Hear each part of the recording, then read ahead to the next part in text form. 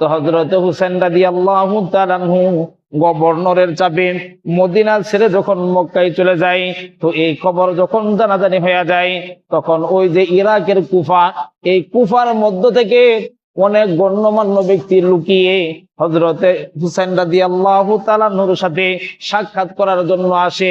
সাক্ষাৎ করতে এসে বলে, আপনি নবীজি সাল্লাল্লাহু আলাইহি ওয়াসাল্লামের নাতি, আমরা আপনাকে মুহাব্বত করে ভালোবাসি, আমরা যে কোনো মূল্যেই হোক আপনাকে আমরা ইমাম হিসেবে চাই, সুতরাং আপনি আমাদের কুফায় আসুন, আমরা আপনার হাতে বায়াত গ্রহণ করব, আমরা আপনাকে ইমাম হিসেবে মেনে নিব, আমরা আপনাকে শাসক হিসেবে মেনে নিব, যে কোনো মূল্যেই হোক আপনাকে কুফায় আসতে হবে। এই কুফা থেকে বারবার এমন শত শত চিঠি, বারবার এমন জবরদস্তি এবং বারবার এবং পীড়াপিড়ির কারণে হযরত হুসাইন রাদিয়াল্লাহু তাআলা আনহু সিদ্ধান্ত গ্রহণ করলেন যে আচ্ছা ঠিক আছে, তিনি কুফার মাঝে যাবেন। তো হুসাইন রাদিয়াল্লাহু তাআলা আনহু এমন জবরদস্তির কারণে এবং জোরাজুরির কারণে চিন্তা করলেন, যেহেতু কুফার এই অবস্থা, ঠিক আছে তাহলে কুফায় যাওয়া যায়। তো এখন এই কুফার অবস্থা পর্যবেক্ষণ করার জন্য, অবজারভেশন করার জন্য হযরত হুসাইন রাদিয়াল্লাহু তাআলা আনহু তার চাচাতো ভাই হযরতে মুসলিম ইবনে আকিল, এই মুসলিম ইবনে আকিলকে কুফার মাঝে পাঠাইছে।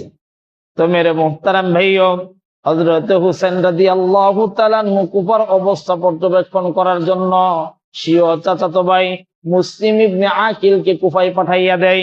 তো এই মুসলিম ইবনে আকিল ইমাম হুসাইন রাদিয়াল্লাহু তাআলা আনহুর পক্ষ থেকে ওই কুফা নগরীর মধ্যে গেছে।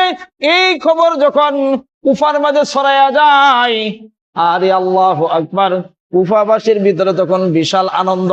সবাই মুসলিম ইবনে আকিল রাদিয়াল্লাহু তাআলা আনহুর কাছে আইসা মুসলিম ইবনে আকিলকে সবাই সাদরে গ্রহণ করছে। বলে এতটা সাদরে গ্রহণ করছে, প্রথম দিনেই মুসলিম ইবনে আকিলের হাতে হুসাইন রাদিয়াল্লাহু তাআলা আনহু এর পক্ষে 12,000 লোক বায়াত গ্রহণ করছে। সুবহানাল্লাহ। পরবর্তী দিন আরো 6,000, মানে 2 দিনের ব্যবধানে 18,000 লোক ইমাম হুসাইন রাদিয়াল্লাহু তাআলা আনহু এর পক্ষে মুসলিম ইবনে আকিলের হাতে আইসা বায়াত গ্রহণ করছে। তো মুসলিম ইবনে আকিল দেখলো, হ্যাঁ কথা তো সত্য, তো কুফার সম্পূর্ণ অবস্থা তো ইমাম হুসাইন রাদিয়াল্লাহু তাআলা আনহু এর অনুকূলে। তো ইমাম হুসাইন রাদিয়াল্লাহু তাআলা আনহু এখন যদি কুফার মাঝে চলে আসেন, তাহলে কুফাবাসীরা উনাকে আমির হিসেবে, শাসক হিসেবে, গভর্নর হিসেবে, ইমাম হিসেবে নিঃসন্দেহে মনে নেবেন।